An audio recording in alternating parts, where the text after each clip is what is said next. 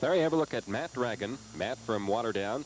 And in fact, lives in Burlington, but he was a top qualifier here this week, 272.8, and he will go for it all along with Stephen Greensides. The winner of this match, $2,000. The loser, $1,000. Regardless of which way you slice it, that's a pretty good dollar for both bowlers. Well, it sure is, and just adds up to the money they've been earning all year, and it can be sizable. It can be certainly within $5,000 and $10,000. Wouldn't be abnormal for some of the top players. Here's Greensides laying it down, and it's the first time he hasn't started off with a couple of strikes. Well, that's right, and he certainly had been out of the gate real fast the last couple of games, and he's knocked out some good ones here today. Ian Cameron, Tom Kyle, Ralph Eckert, Jurgen Rump. He tries to go all the way, but he's going to have a real opponent with Matt. Matt both days starts off Saturday 309.401, starts off today 306.321. Just in command of this tournament from the outset, and throws a stronger ball than we've seen through Jurgen Rump and Ralph Eckert, so might challenge Greensides a little bit on the lanes here with some action. Matt's Croatian, came to Canada in 1965, began serious bowling in '68 when some friends took him out. This is his 6th year now with Masters bowler. Yeah, two-time winner, and look at that ball. What a little more zip than we've seen, as I said, from Jurgen and Ralph, but maybe he can force Steve to play catch up a little bit.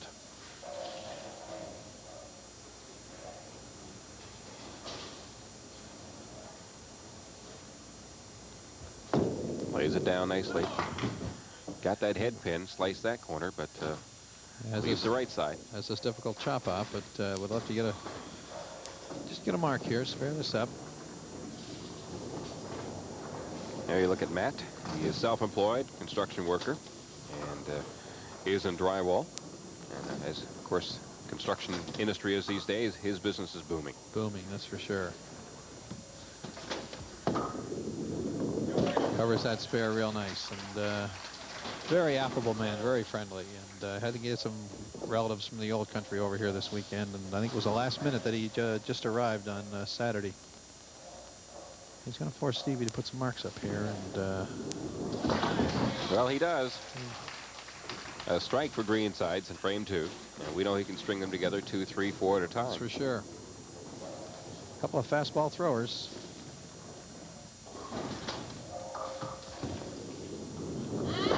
Looking good. So he reapplies the pressure now to Matt Dragun. Wow, not intimidated at all, and say all the Masters tournaments end in match play, so he's you know, certainly if Matt's had 2 wins, he's certainly no stranger to this, and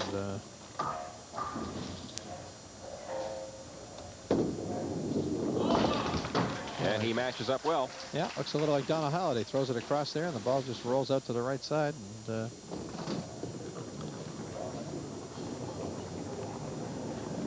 so both bowlers doing a good job of marking down the last couple of frames. Well, exactly, and it's regardless of how tough the lanes seem to be. There's, you know, we have the Master bowlers have such a good crop of players that there's always people who are going to solve the conditions, and certainly we've seen a couple of guys here that are having no trouble at all, really. 60 through the second on a double, and boy, it's not a game for mistakes at this stage of the game. Greensides back up. Steve, a big Blue Jay fan, and sure he's been cheering rather loudly this year. I'm sure. Oh, a nice kick that time from that 3-pin to knock down the corner. That's right. That's how they scored 2,700. You got to get those kind of shots, because a lot of the 3-pins were just dying in front of the corners, and certainly this is what you need. He's got 3 in a row. He's in the middle. Uh-oh. Wants that one back.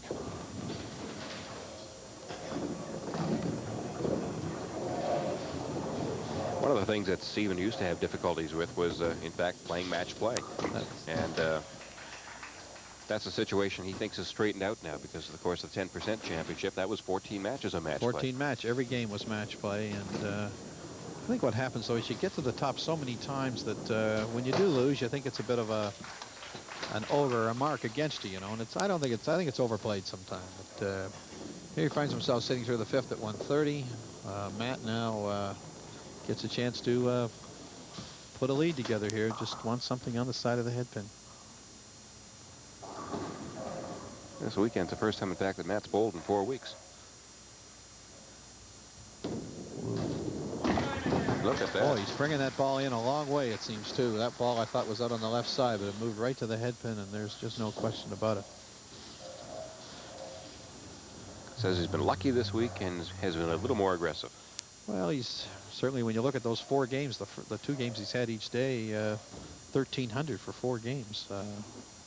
That's a lot of strikes.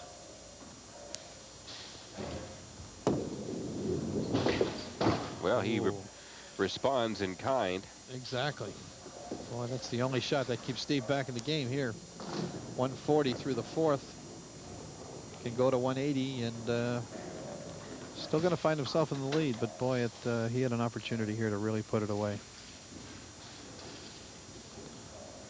I have never seen this spare made.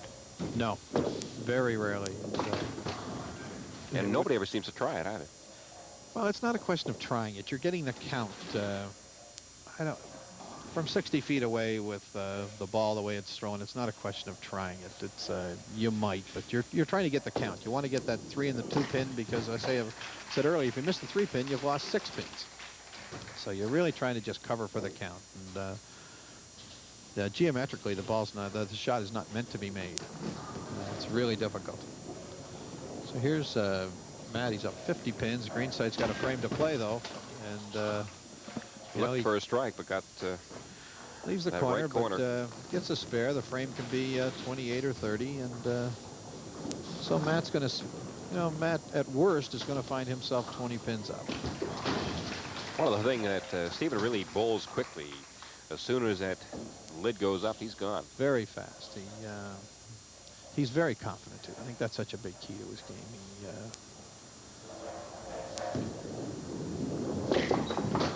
Yeah.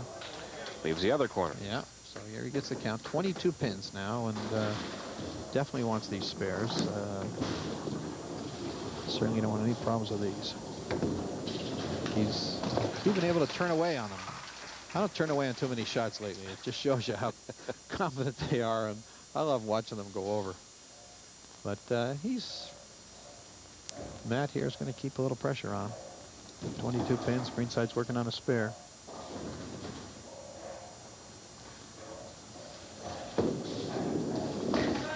Well, this match is not over. That's right. Are we back in a ball game now? Is there going to be 3 frames after this, and they're going to be neck and neck here for $1,000.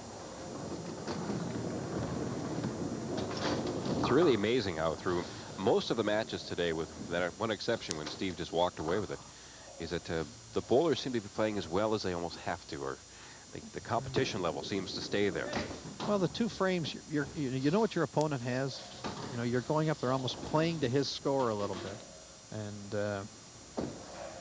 it's so imperative to hit the head pin, and sometimes you can throw it out there and you've really lost your spot, really, and you're just trying to hit it more than anything.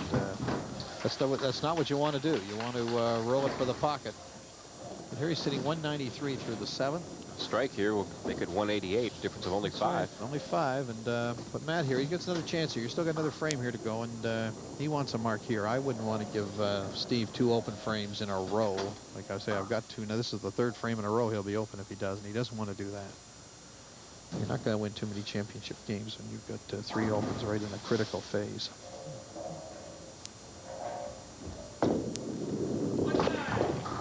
Ooh, solid shot. Leaves the left corner, just wants to cover it. Didn't come across the way he normally does, though, in that case. He usually likes to come across the right side and stayed on the left that time. Right.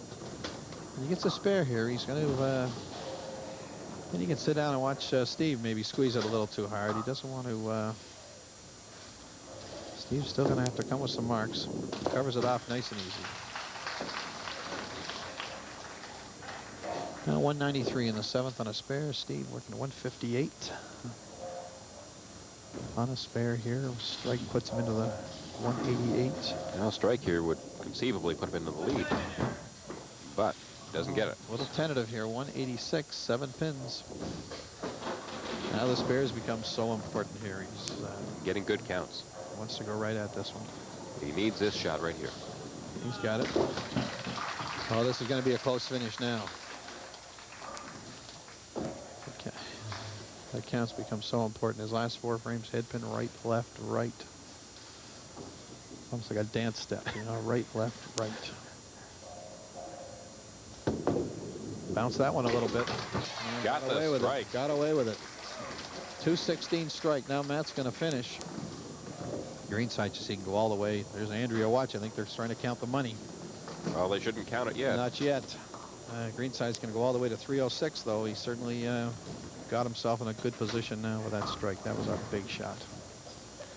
Matt's using, there's so many different sized balls in that racket. Matt's using the smallest ball he can. It's made by Brunswick, too, naturally.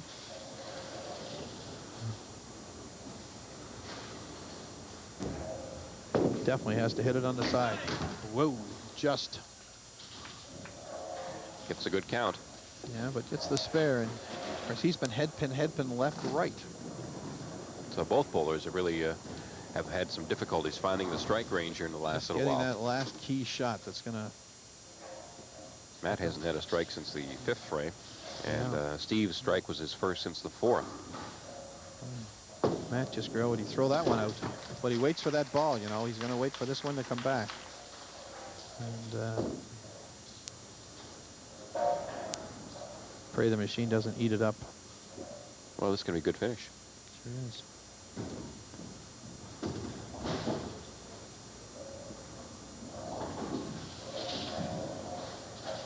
Oh, he had to go for another one. 221, 251, 296. Oh. Oof, that is not the shot he wanted. 241. Definitely wants to get both pins here. Both sides, the 4 pins. Boy, he wasn't able to wait for that small ball. He went with one of the bigger ones, and I think he paid the price. Just wasn't as comfortable as he might have been. Now at his maximum of 256, I think Steve might be looking at 2 in a row. Oh, is that a tough shot? Picking off the 3 pin. That hurts the count here. Brings it down to 13 as a maximum, which is 254. Stephen Greensides on the verge of climbing all the way from the bottom of the ladder to the top.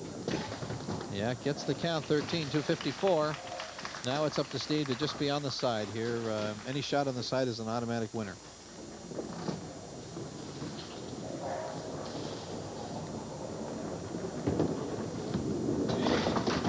That's a winner. That's a winner. He knows it. A little jump for joy that time from Steve Greensides as he will take home $2,000.